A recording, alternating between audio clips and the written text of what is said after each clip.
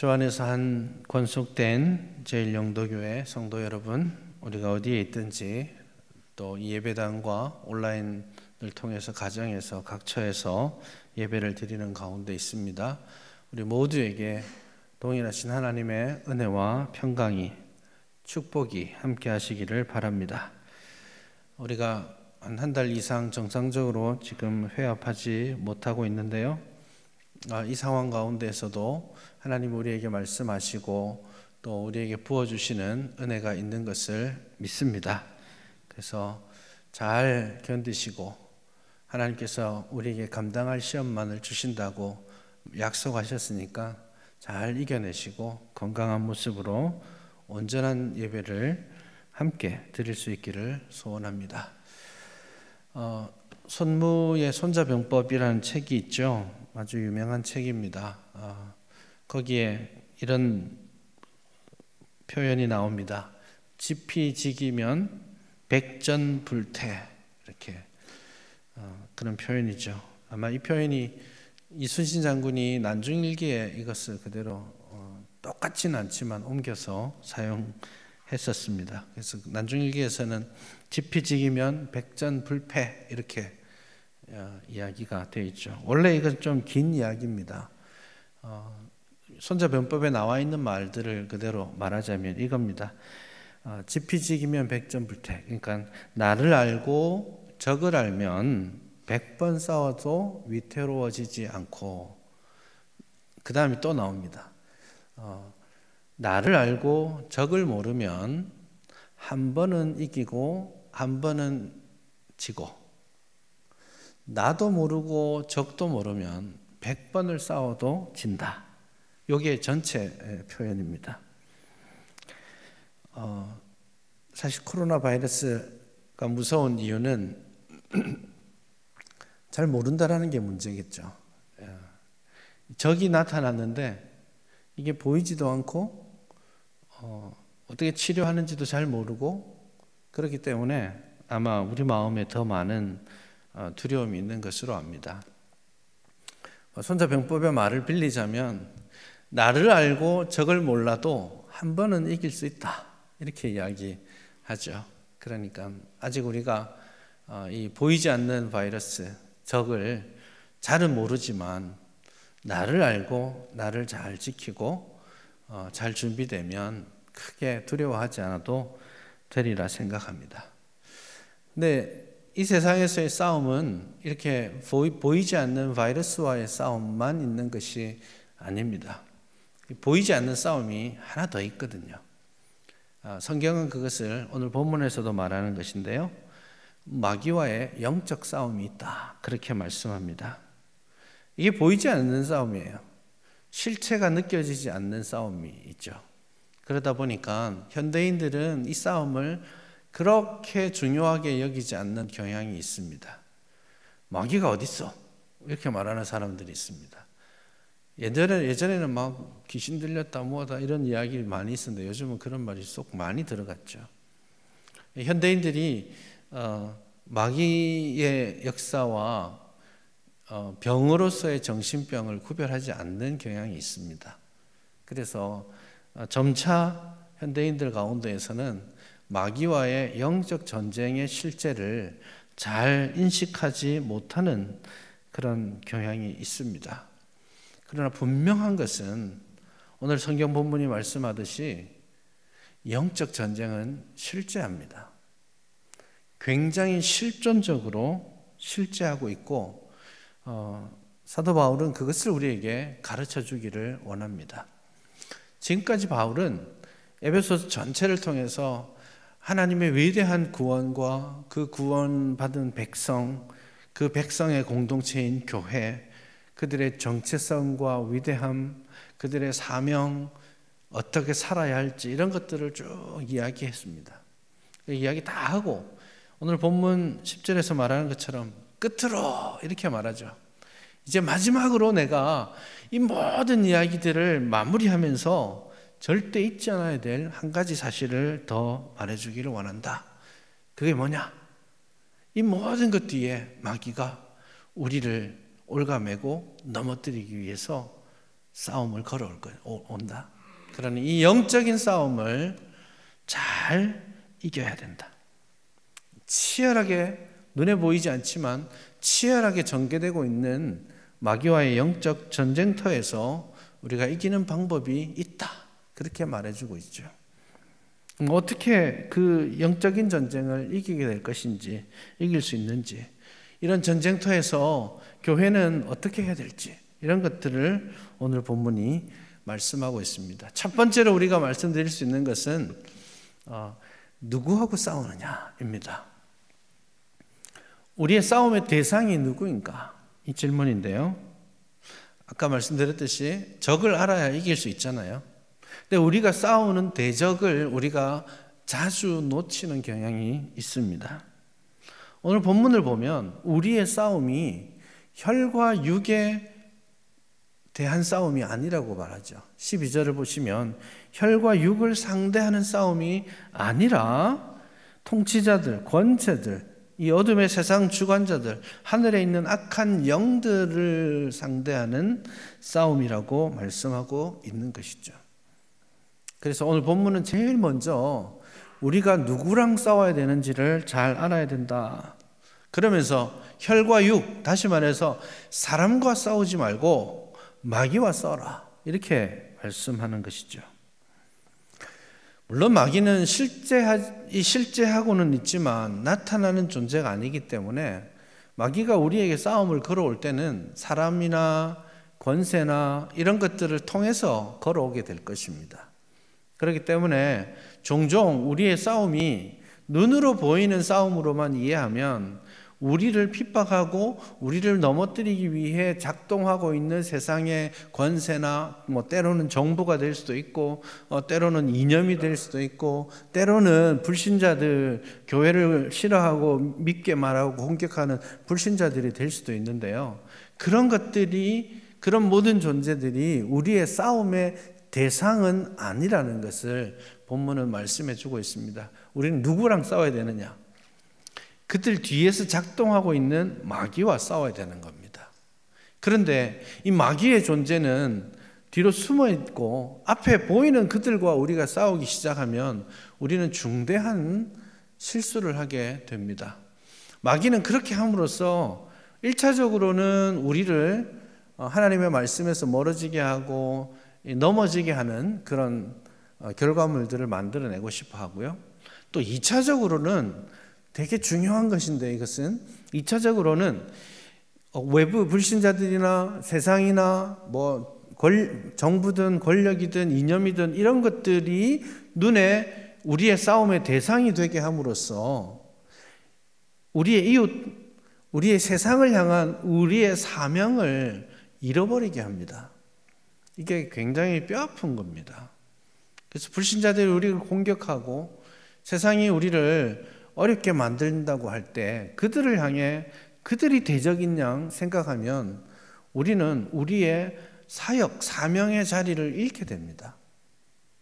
불신자들이 우리를 욕할 때 우리가 해야 될 일은 그들과 싸우는 것이 아니라 그들 뒤에 있는 마귀와는 싸우되 그들을 불쌍히 여기고 그들을 위해 기도하고 섬겨야 합니다. 그게 우리의 성도된 우리의 사명입니다.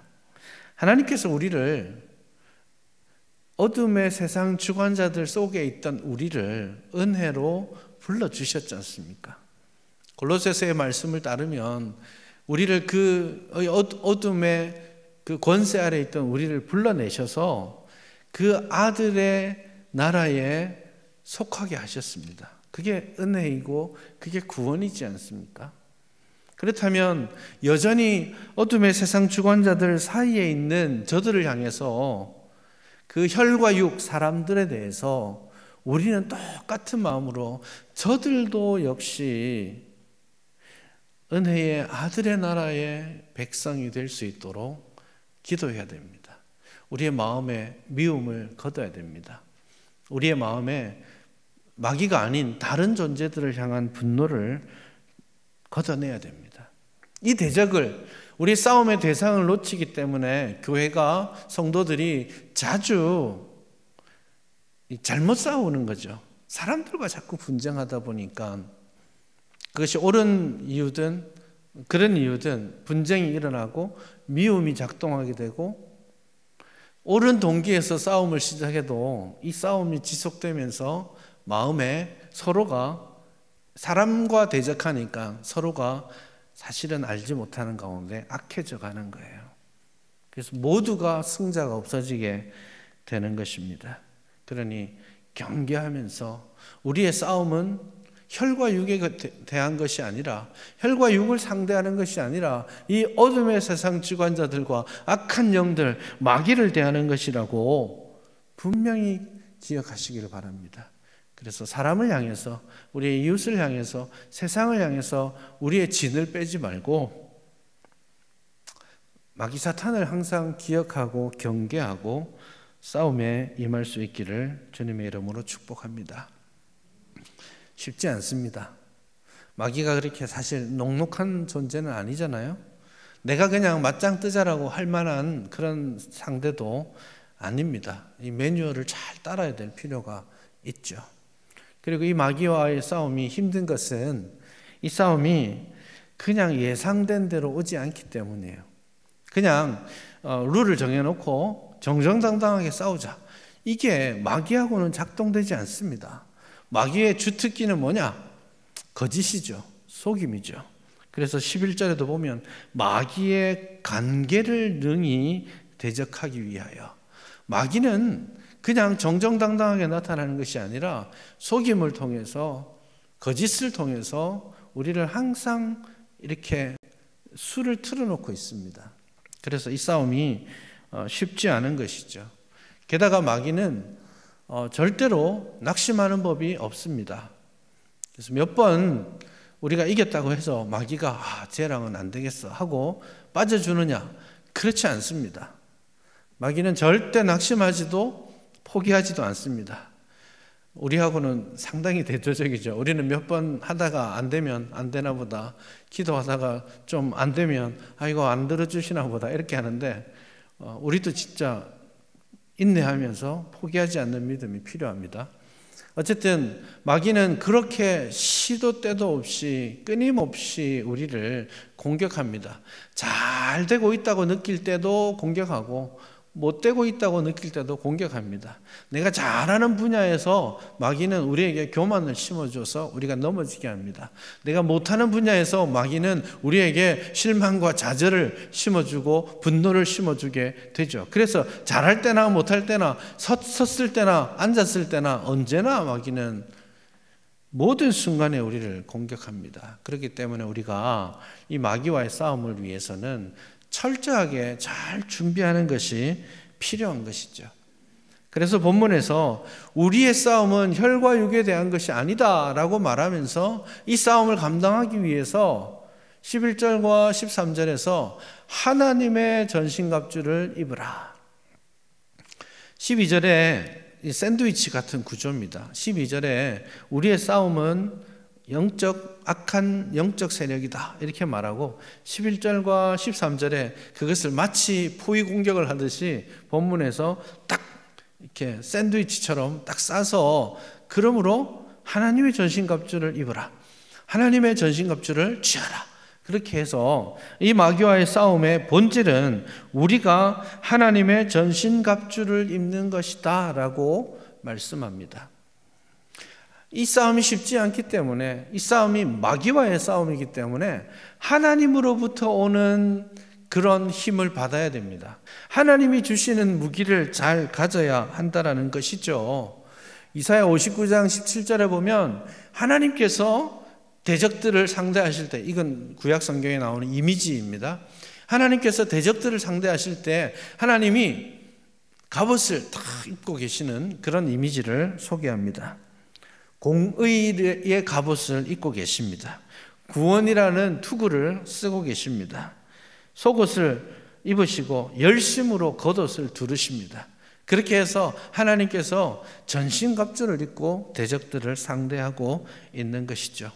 본문에서도 마찬가지입니다. 아마도 사도 바울은 이사야 59장에 나오는 말씀도 생각했겠지만, 본문 안에서는 지금 이게 옥중서신이잖아요. 로마의 감옥에 갇혀서 매일같이 사도 바울은 이 무장을 하고 자기를 지키는 그 군사들을 보았을 겁니다.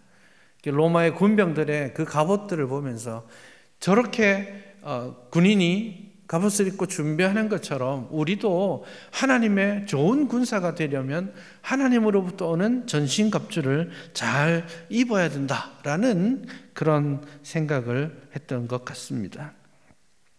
소위 요즘 말로 치면 장비빨이라는 것이 있습니다. 뭘 해도 장비를 잘 갖춰야 된다라는 그런 생각들이 있죠. 여러분 다 마스크를 대체로 다 하셨는데 마스크도 이렇게 퀄리티가 다르죠. 한 번도 들어보지 못했던 이야기들을 다 듣고 이제는 마스크 박사가 돼가고 있습니다. 뭐 KF84, 뭐 80이 있고 90이 있고 99도 있고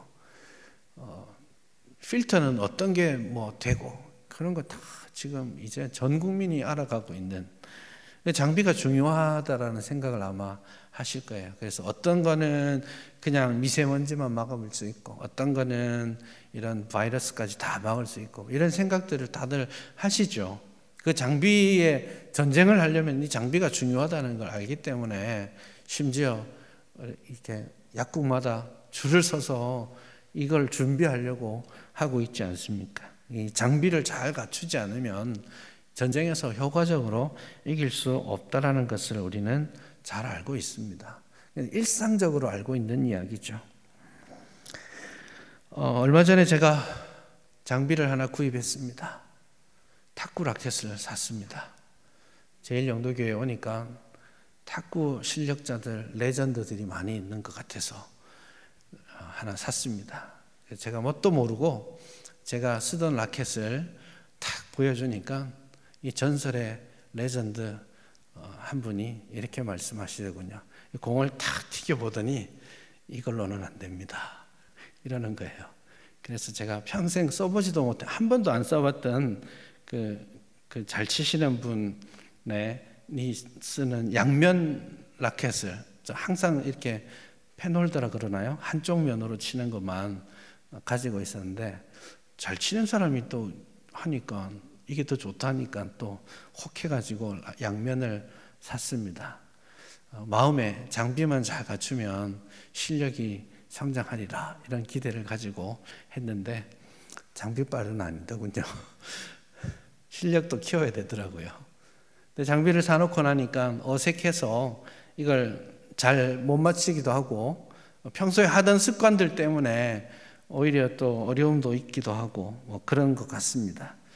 장비를 잘 갖추고 그 장비가 잘 작동하도록 연습하고 훈련해야 이제 그게 진짜 실력, 능력을 발휘하게 되는 것이죠. 마찬가지로 오늘 사도 바울은 마귀와의 전쟁을 앞두고 있다면 이 전쟁이 실제 한다고 우리가 믿는다면 이 전쟁에 합당한 장비를 갖춰야 된다고 말합니다. 공격을 할 때 방어할 수 있는 무기도 갖춰야 되고 그리고 그 마귀를 공격할 수 있는 무기도 갖춰야 한다고 이야기합니다. 이것은 단순하게 자신의 영적인 생명을 지키는 일이기도 하고 또한 더 나아가서 하나님의 나라를 확장해가는 위대한 사명을 감당하기 위한 일이기도 합니다. 그래서 이 실제하는 마귀와의 영적 전투에서 승리하고 결국에는 오늘 13절에서도 말하는 것처럼 악한 날에 너희가 능히 대적하고 모든 일을 행한 후에 서기 위함이라. 여기 선다란 말은 사실 대적하여 선다 뭐 이런 뜻입니다. 그래서 싸울 수 있다고 장비를 잘 갖추어야지 하나님의 전신갑주를 입어야지 마귀와 대적할 수 있다라고 그렇게 말하고 결국에는 이 싸움에 승리하고 마지막 순간에도 우뚝 서 있는 승리를 선포할 수 있다라는 그런 뜻입니다. 하나님의 전신갑주를 입어야 그리스도의 좋은 군사가 될 수 있습니다. 그리고 그 하나님의 전신갑주를 입고 그것을 내가 잘 활용할 수 있도록 익숙해질 수 있도록 또 연습하고 또 연습하고 훈련해야 합니다. 그보다 더 나은 길은 없습니다. 신앙생활에 그보다 더 나은 승리의 길은 없습니다. 가만히 있어도 이기면 좋겠지만 결코 그렇지 않습니다. 우리가 연습하고 훈련하는 길밖에는 없다라는 것을 기억하십시오. 여러분, 마귀를 물리치기 위해서 하나님의 말씀의 검을 붙잡아야 됩니다. 성령의 검, 곧 하나님의 말씀을 붙잡으라고 말씀하죠. 하나님 말씀이 유일하게 오늘 본문에서 알려주고 있는 마귀를 물리치는 공격 도구입니다. 그 나머지는 다 그 공격을 방어하는 방어 도구들인데요.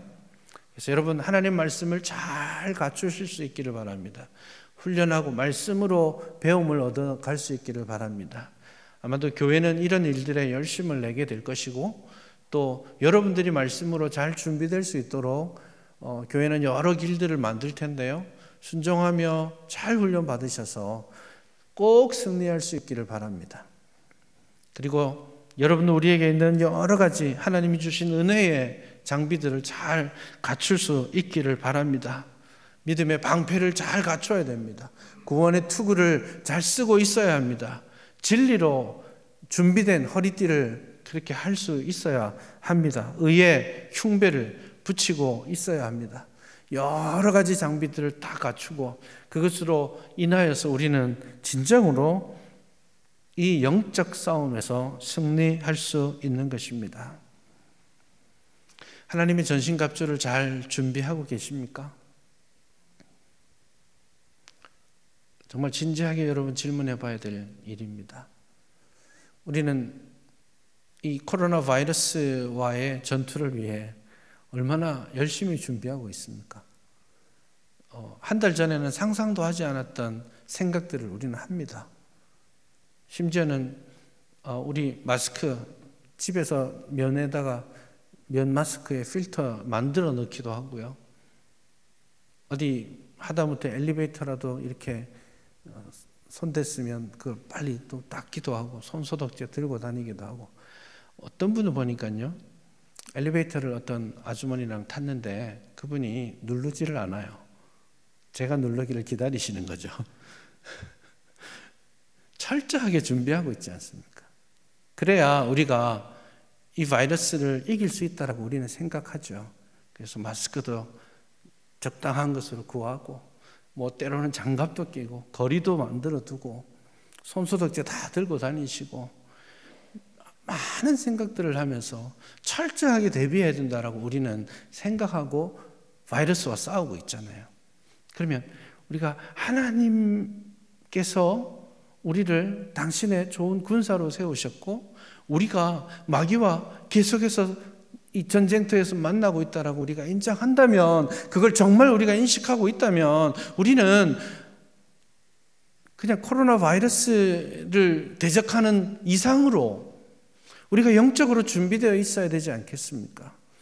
우리가 하나님 말씀을 더 단단하게, 더 날카롭게 하기 위해서 말씀을 읽고 묵상하고 훈련 받아야 되지 않겠습니까? 사탄의 공격이 왔을 때에 우리의 의로움으로 그들을 방어할 수 있도록 하나님 앞에 의의 흉배를 붙이고 있어야 되지 않겠습니까?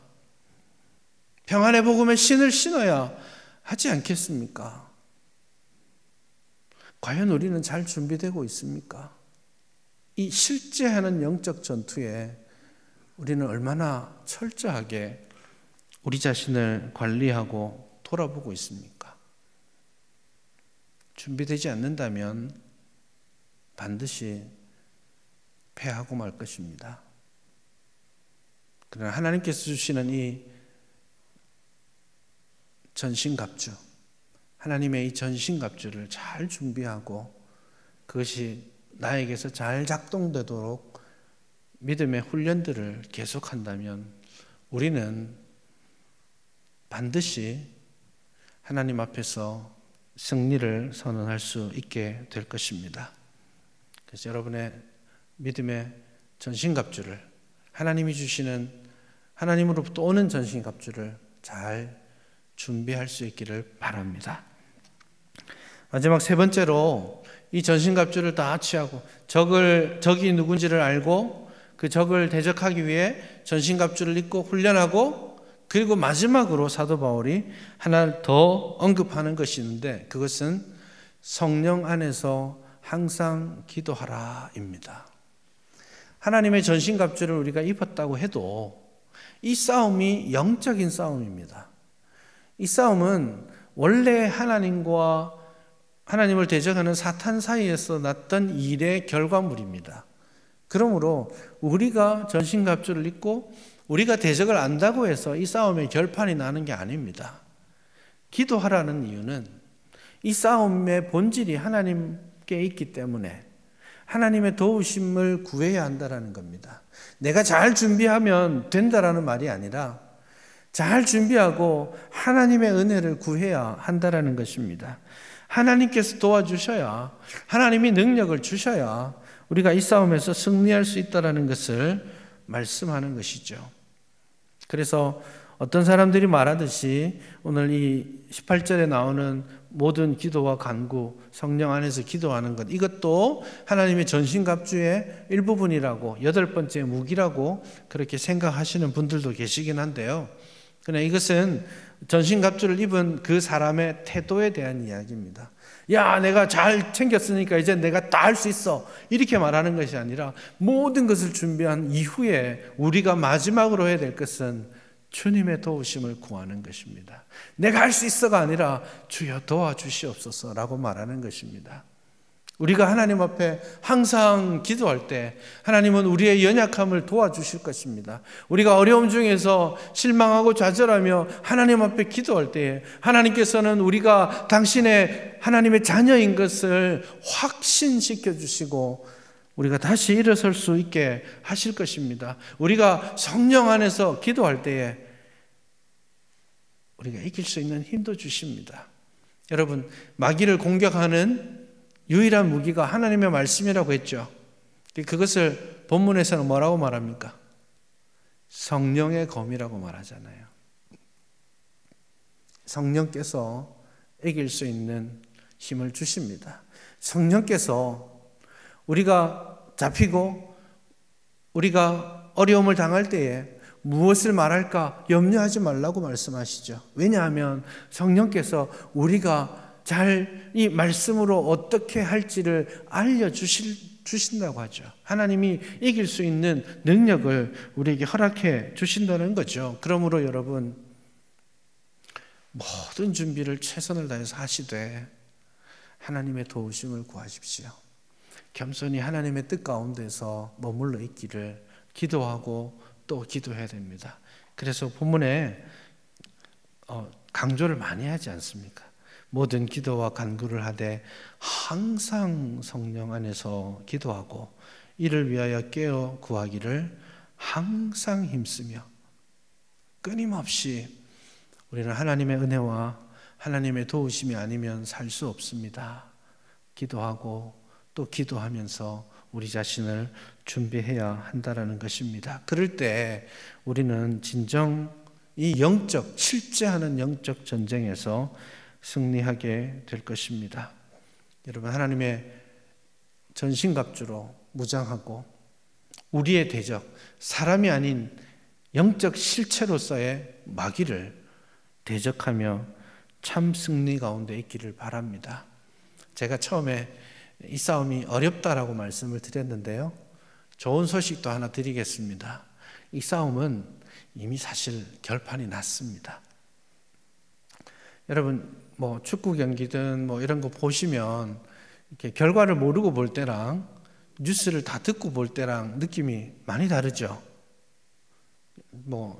좀 오래된 이야기지만 2002년 월드컵 할 때 막 가슴이 터지도록 응원하고 막 흥분했던 그런 순간들이 있었는데, 그리고 나서 재방송 보는데 별로 재미가 없더라고요. 막 안정환이 그 페널티킥 실축했을 때 마음으로 이런 생각이 듭니다. 괜찮아. 나중에 골 넣을 거야. 이런 생각이 들어요. 이런 건 없어요. 왜 이런 생각이 드냐면 결과를 알기 때문이에요. 근데 왜 이런 말씀을 드냐면, 우리가 싸우는 이 싸움이 쉽지 않은 싸움이긴 하지만 제가 천기누설 결과를 미리 말씀드리겠습니다. 마귀는 졌습니다. 누가 이겼습니까? 예수 그리스도. 예수님이 이기셨습니다. 골로새서 2장을 보시면 2장 15절에 이렇게 말씀합니다. 통치자들과 권세들을 무력화하여 드러내어 구경거리로 삼으시고 십자가로 그들을 이기셨느니라. 창세기 3장 15절에서 말했던 여자의 후손이 과연 오셔서 뱀의 후손의 머리를 박살냈습니다. 끝장냈습니다. 이제 남은 것은 폐잔병들의 마지막 발악입니다. 그것이 거세다 할지라도 그것은 폐잔병들의 발악입니다. 그러니 두려워하지는 마세요. 쉽게 볼 필요도 없지만 두려워할 필요는 없어요. 담대한 마음으로 이 싸움에 임하시기를 바랍니다. 영광의 주님께서 친히 사탄을 발로 밟으셨습니다. 그리고 로마서 16장 20절은 이렇게 말합니다. 평강의 하나님께서 속히 사탄을 너희 발 아래에 상하게 하시리라. 우리도 또한 그 사탄의 머리를 박살내며 그 사탄을 밟고 서는 날이 있을 것입니다. 이것은 약속된 미래입니다. 나타난 결과입니다. 그러니 두려워하지 마시고 걱정하지 마시고 우리 하나님을 의지하면서 하나님의 전신갑주를 입고 반드시 마귀와의 싸움에서 이 영적 전투에서 승리하는 저와 여러분 될 수 있기를 바랍니다.